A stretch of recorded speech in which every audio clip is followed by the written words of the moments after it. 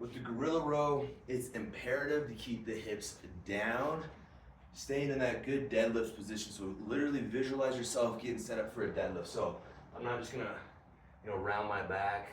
I'm gonna drop my hips, keep my chest up.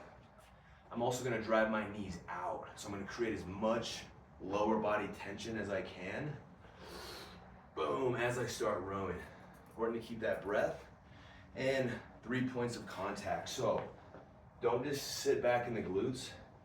It's 3 points, so my support arm is taking a lot of the weight as I row.